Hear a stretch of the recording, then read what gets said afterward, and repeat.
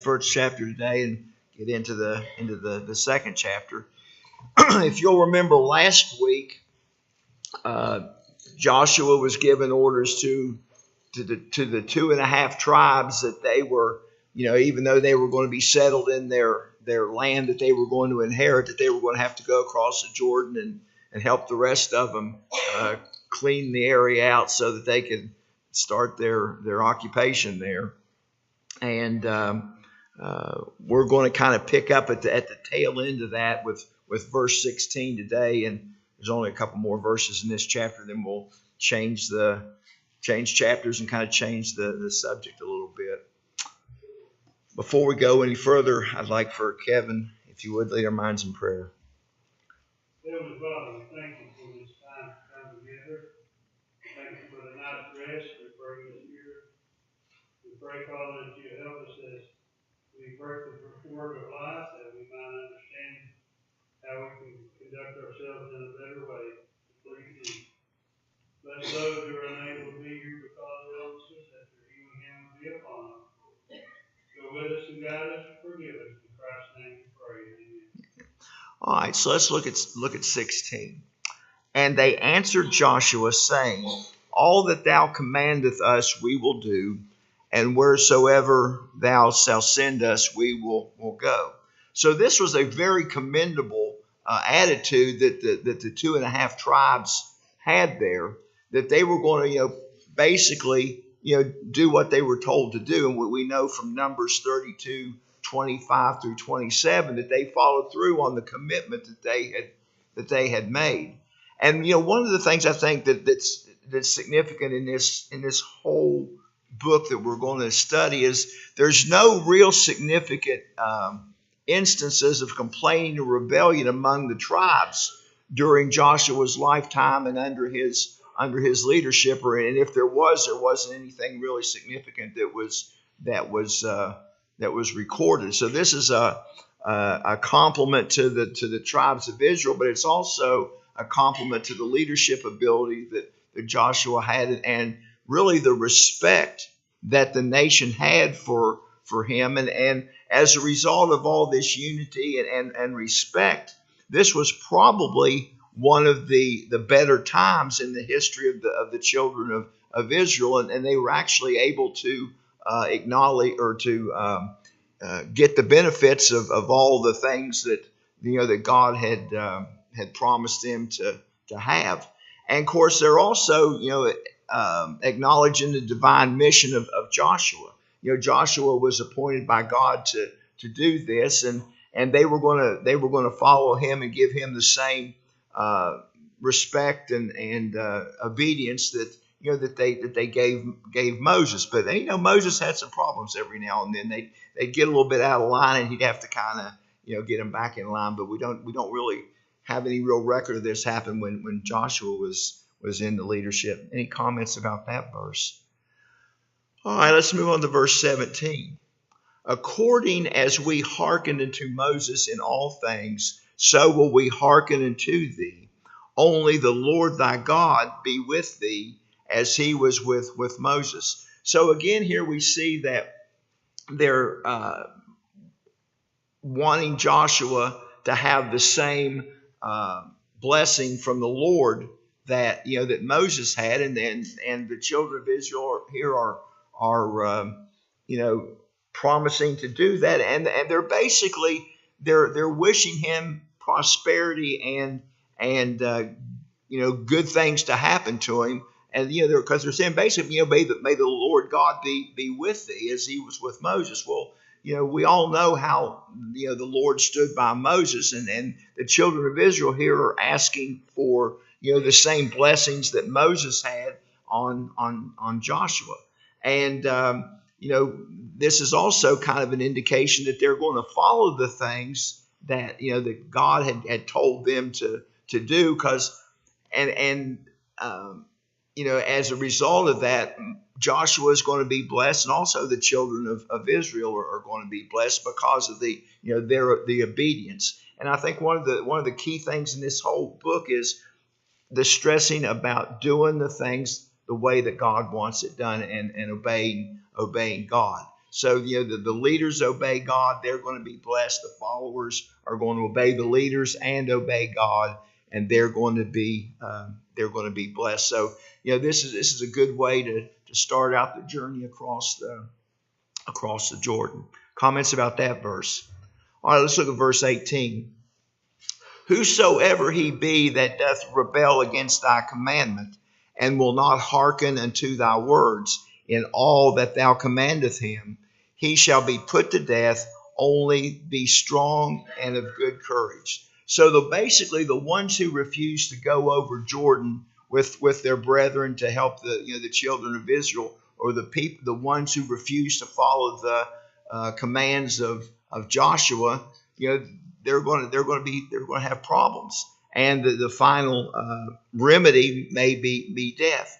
If you get right down to it, what they've declared here is basically what we would call martial law, and anybody that disobeys the command of the general is going to be put to death. And I don't know if you've had any experience with martial law, but it's kind of a scary thing. Back in 1985, when we had the big flood, I was over in Pendleton County, and the governor declared martial law, and he put out an edict that if they caught anybody looting, that the National Guard had the authority to shoot them.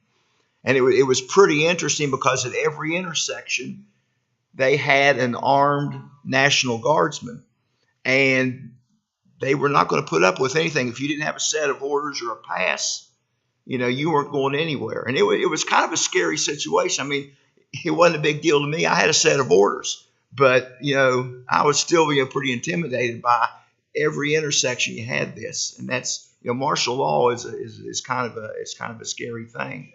Yeah, basically. And in that place they needed, because they had the UA squad, tried to get in there, kind of see all the stuff that was going on, and the people really didn't need that. So I thought it was actually a pretty good move. But anyway, back to the thing here. So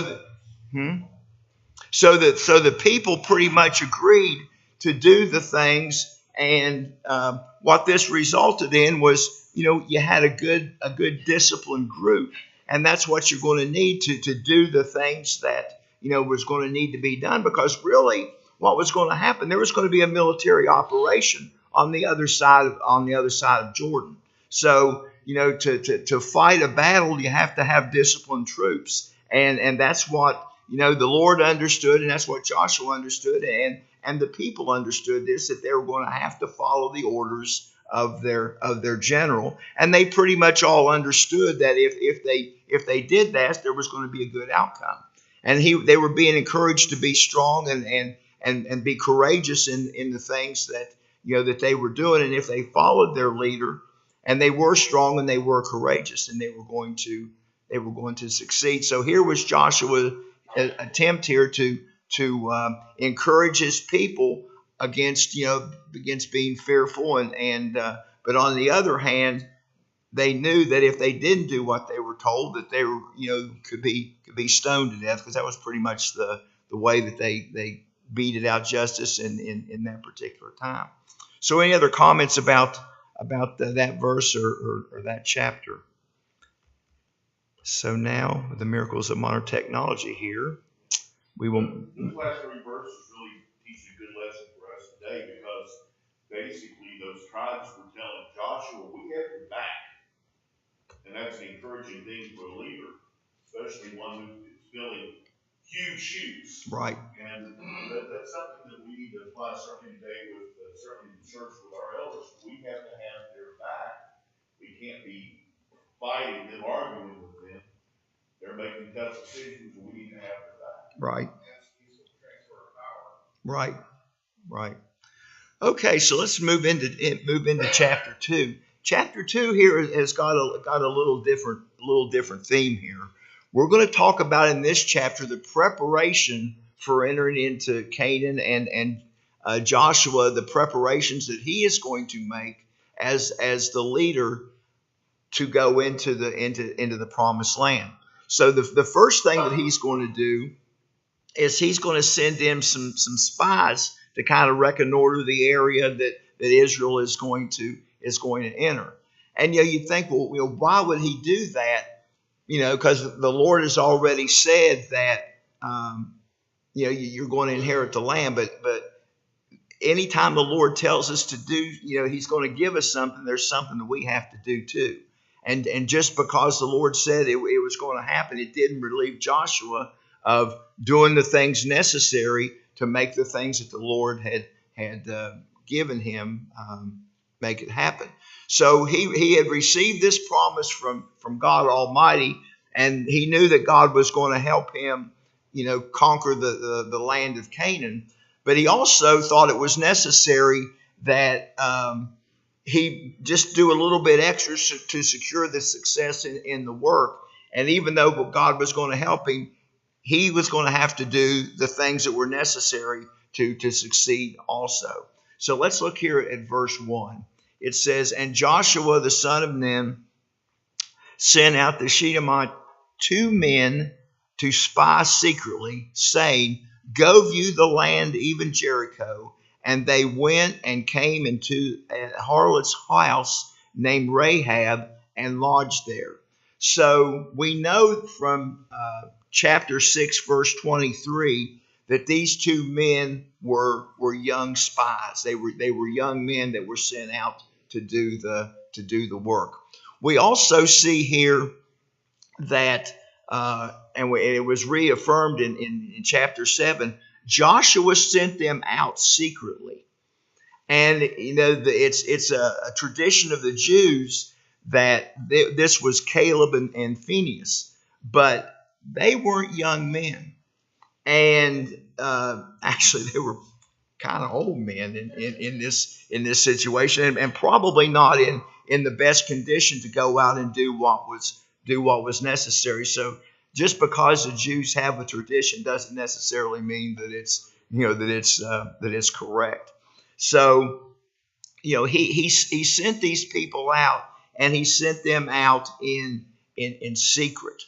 And it's likely that these spies had been sent out after the death of Moses, and somewhere while the preparations were being made. And we really don't know exactly when that he sent it out, but in some of the older transcripts that they translated the Old Testament from, there's some notes in the margin that that they were sent out soon after the death of Moses. We see here also that they were sent out secretly, and it's very probable also that these were confidential persons, and that there was a transaction that was only between Joshua and these two spies. And if you think about it, Joshua probably didn't want a reoccurrence of the incident that happened when Moses sent out the 12 spies, and they all came back, and 10 of them gave bad reports, and only 2 of them gave good reports. It kind of stirred the people up. And you kind of learn from experience sometimes. So sometimes it's better to send out somebody, keep everything kind of hush hush, because sometimes the people don't have a complete understanding of what's going on, and there's actually certain things that they probably don't need to know until it's time for them to know it. So this was probably a pretty shrewd move on Joshua's part, to send them out early and to send them out in secret, and for them to come back and report only to him. So they passed over Jordan, and obviously they went to Jericho, and it was necessary that they should actually go into the city to scout it out. So back then, and you think about it, even in a small town like Cerrito, people pick out strangers, and the Israelites were probably easy to pick out in a group of Canaanites. So they weren't just going to be able to walk right through the gate and say, "Hi, here I am." They were going to have to do this as secretly as they can, and they were going to have to do it undercover, because probably they stuck out like a sore thumb. So he sent these men, and their job was to find out the state of the city, to find out the best avenues of approach, see where the fortifications were, do the things that were necessary to prepare for a battle. And I would suspect, it's not recorded here, but I would suspect that they probably made some maps and did some things along that line. Maybe checked on a little bit about where you could ford the river at the best place and things like that. And this was just good preparation on Joshua's part. And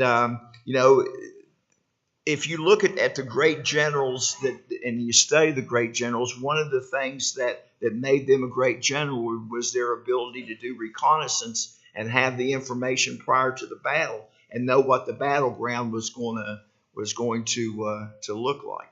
So their mission was to explore the area that Israel was going to enter, with a special emphasis on Jericho. So this was a kind of a widespread phenomenon that went on in the East with particular types of wars. Now, another thing I think that's kind of interesting that I hadn't really thought that much about, but in several of the commentaries talking about the way that people lived in this particular time, harlots and innkeepers seem to have been sometimes called the same thing. The harlots were innkeepers, and there was no doubt that that kind of followed the mode of life in that particular time. And there wasn't a Motel 6 or there wasn't a Hilton back then, so you really didn't have a whole lot of choices if you were going to have some place to stay. And really, if you think about it, that was a pretty smart place to go, because a lot of people would probably stay away from places like that, because harlots didn't have the best reputation in the world. It'd be just like prostitute now, and of course Huntington's not like it used to be, but used to be we had quite a few cat houses, and people normally didn't want to be seen going in and out of the cat house. So, here's kind of the same situation here. And among the ancient women generally kept the houses of they called it back then houses of entertainment. Most of them were Egyptian, and Greeks were kind of the common nationality that kept these particular places. And moreover, the prostitutes in the innkeepers' houses were accustomed places for meeting with spies, conspirators, and the like. So this wasn't an uncommon thing that these two spies were doing, and this was something that probably Rahab didn't think a whole lot about. Now, another interesting thing that I found when I was kind of looking through this was the Hammurabi Code, and this actually was probably in existence at the time that these spies were sent out, and this was more of a heathen thing. That was something that the children of Israel did, but it plays in to the times here. Let me read this code to you. It says, if scoundrels plot together in conspiratorial relationships in an innkeeper's house, and she does not seize them and bring them to the palace, the innkeeper shall be put to death. So if spies showed up at your place and you didn't report these people as being spies, and you didn't rat them out and turn them into the authorities, then you were in a situation where you could be put to death. Now, we all know from this account that we're getting ready to go, because everybody I'm pretty sure is familiar with this account. That was a situation that Rahab was in. She put her life on the line when she did this, and it probably goes back here to this Hammurabi code of conduct for innkeepers. So we read here that this is a pretty situation. Now, also the pattern of a 3-day stay in the area when pursuing escapees is supported in ancient Eastern sources. For example, instructions to the Hittite tower commanders specify that if an enemy invades a palace, he must be pursued for 3 days. That's another thing that kind of goes along with it, with this Hammurabi code, that when these people were discovered and they tried to escape, then you chased them basically for 3 days before you gave up. Do what? Pretty much. Yeah, yeah. So there's a lot of things here that we're going to see in the Bible here that went along with the customs of the time. It's also in the same collection of instructions we find that it is forbidden to build an inn in which prostitutes live near the fortress wall, apparently because of the kind of danger described in that we're talking about here in Joshua 2.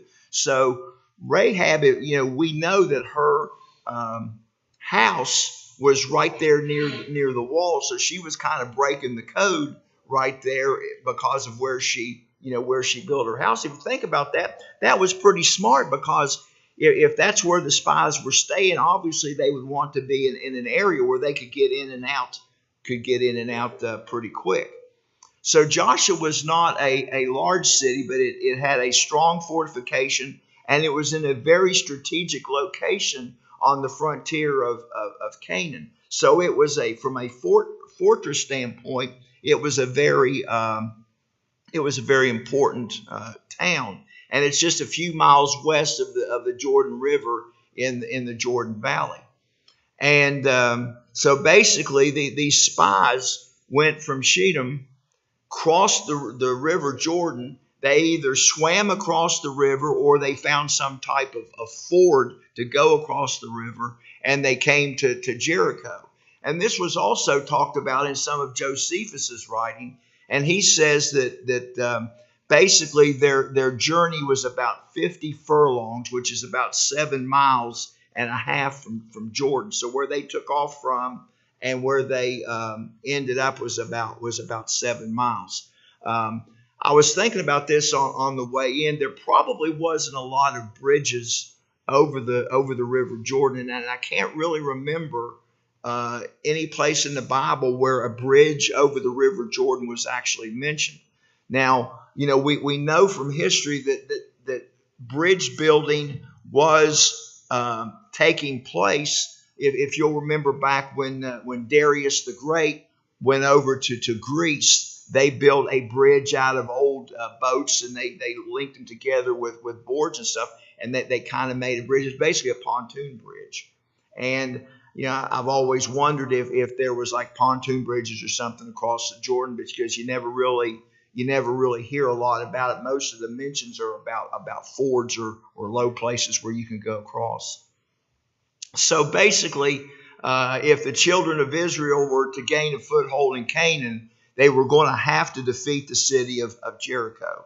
Verse 7 talks about fords. Right. So there were shallow places. Right. Where you can very carefully walk across. Right. I had to take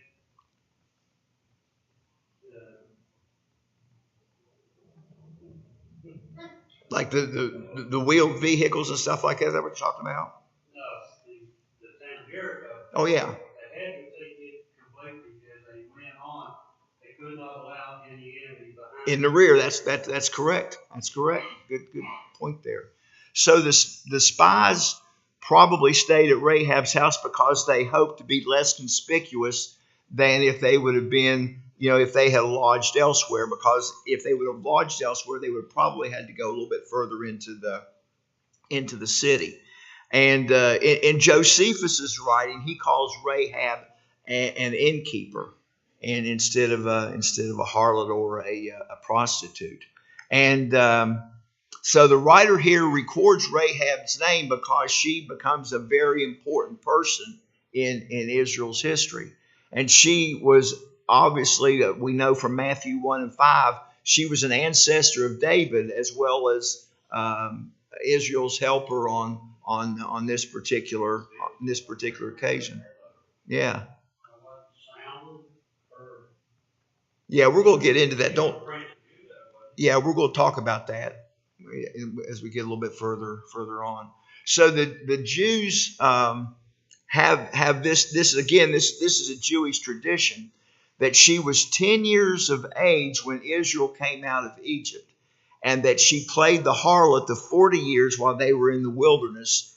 And Jewish tradition, and this doesn't match up with the things in the New Testament or the Old Testament, but Jewish tradition says that she became the wife of Joshua, and she had a bunch of daughters who became prophetesses, and but this doesn't match up with what the Old Testament says, and things that were mentioned in the New Testament.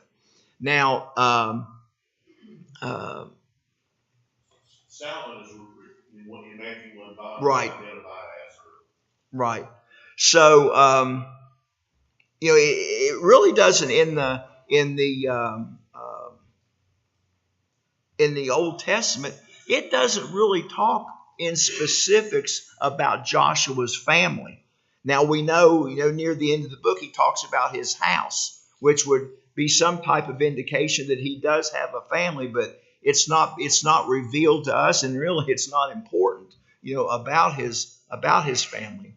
Now the Messiah was going to the Messiah, not the Messiah, the Messiah was going to spring from Boza, and this is asserted by the Jewish writers, and they also own that Rahab was married to a prince of Israel, which some say was Joshua, but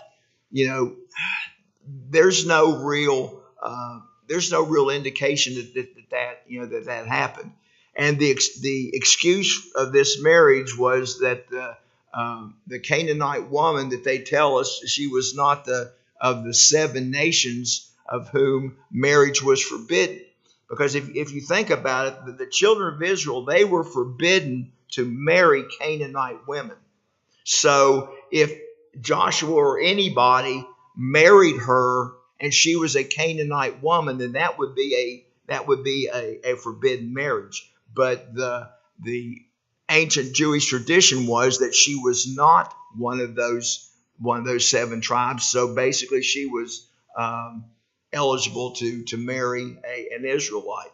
And also, in the ancient tradition, she ended up becoming a proselyte, later on. But obviously, she was a very important person in the history of Israel. Now, it's not listed in the text of the book of Joshua, but it is discussed in depth in some of the oral traditions of Judaism that had been passed down from master to student over thousands of years before it was actually written down. And at the end of his life, when he was saying goodbye to the people, Joshua did declare that him and his family were going to remain faithful to the Lord. So that's kind of one of the things that the Jewish based their tradition on. And this probably means that Joshua married, raised a family, and as a father and head of the family, he would have the right to speak, basically for the full family. However, more likely, Rahab married a man named Salmon of the tribe of Judah, and it's believed that he was one of the spies that hid in her on her roof that we're going to talk about in Joshua 6.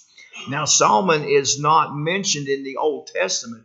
It's only in the New Testament when Luke and Matthew present the ancestors of Christ that we discover what happened to Rahab and who she ended up marrying.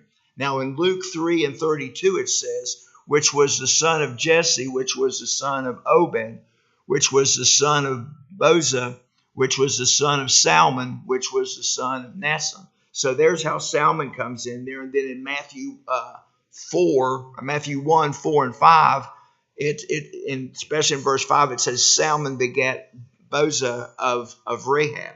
So we see here that's probably based on the scripture what actually happened. And she didn't actually marry Joshua. She married Salmon. So and this is also affirmed a little bit in Ruth, the 4th chapter, verse 21. So that's a little bit of a history there about Rahab. Any other comments about that? All right, let's go on to verse 2. And it was told the king of Jericho, saying, Behold, there came men hither tonight of the children of Israel to search out the country. So somewhere along the line, the spies were they were detected. I wanted to say they were spied, but they were detected. And like I say, it was probably pretty easy to pick them out in the crowd. So because of that Hammurabi law that we talked about, somebody knew about it. If you knew about it, it was your obligation to tell the authorities. So they went and told the king of Jericho. Right. That's basically what it was. The information was obtained by the guys watching the gate. Might have been. Because I'm sure that they still had plenty of security at the gate, even when it was open. Well, and even, that was a walled city, so they probably had sentries, patrolling the the walls also. I mean, back then most of the cities were walled because these people all didn't get along together. They didn't do a lot of kumbaya, and so they were in a situation where they had to protect their city, and again, the two spies probably stuck out a little bit.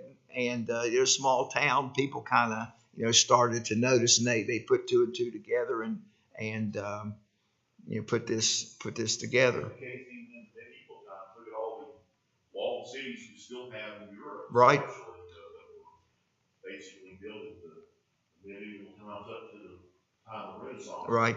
And I mean, every city back then, they had people who basically they were employed to watch the gates. They were, there was kind of like a police force, and this was their job to report things to the people in charge, not only for their own personal safety, but basically for the safety of everybody there in the town. And they were just being good citizens and telling the king what happened. It says, behold, there came, and we see they came at night, which is, they were trying to be as inconspicuous as possible. But they were probably known by the way that they were dressed and the language that they spoke, that they were strangers, and not a good situation. So the king of Jericho was put on notice, and they probably figured out that they were there to search out the country. You don't have a group of people as large as the children of Israel stacked up on the other side of a river that's about 7 miles away that didn't go unnoticed by the people. People back then, they weren't living in a vacuum. So they probably knew who these people were that were across the river, and now a couple of them show up in the town, so they put two and two together rather quickly and decided, I don't think it had to be revealed by God to them. Their reputation and their exploits were well known apparently in the world. Right, and they had done some pretty serious conquering over the time that they were in the wilderness also. So their reputation as fighters was pretty good.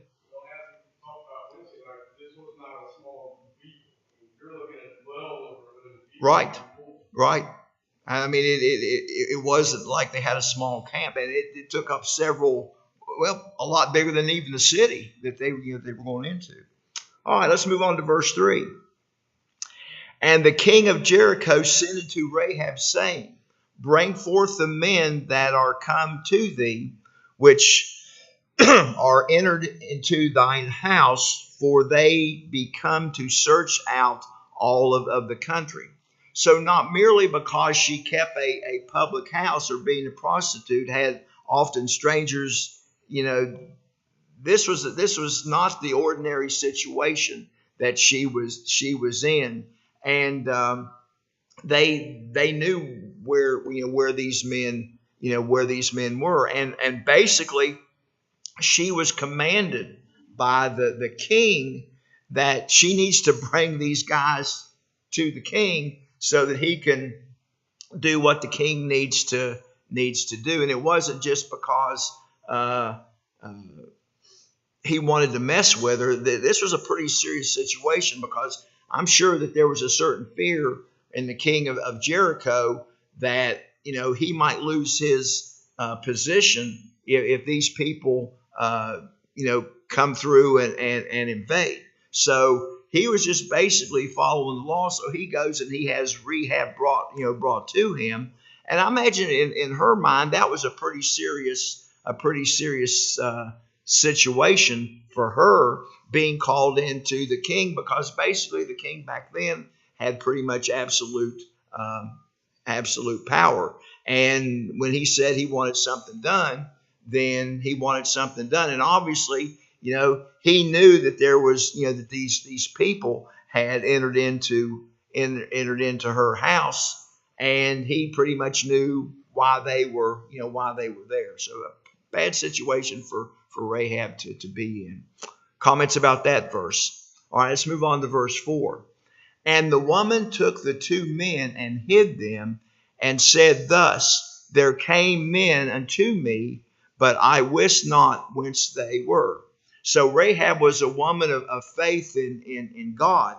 And, we know this from Hebrews, the 11th chapter. She was mentioned. It says, by faith the harlot Rahab perished not with them that believed not, when she had received spies with peace. And then in James 2:25 it says, likewise also was not Rahab the harlot justified by works, when she had received the messengers and had sent them out another way. So apparently she had heard about the God of Israel, and it led her to place her trust in him. And we'll see this a little bit more in verses 9 through 12. So the protection of one's house guests was a very important thing in the ancient Orient. And we can also read about this particular this protection in Judges 19:20 through 24. So the cultural pressure, kind of fortified her faith, and doubtless encouraged her to hide the spies. There was pressure on her to protect her guests. Her faith in God led her to do what the right thing was as far as the spies. Comments about that verse. All right, let's just stop right there. We got just about another minute, and I've got several comments about the next couple of verses. So we'll stop right there, and appreciate everybody's attention and comments today.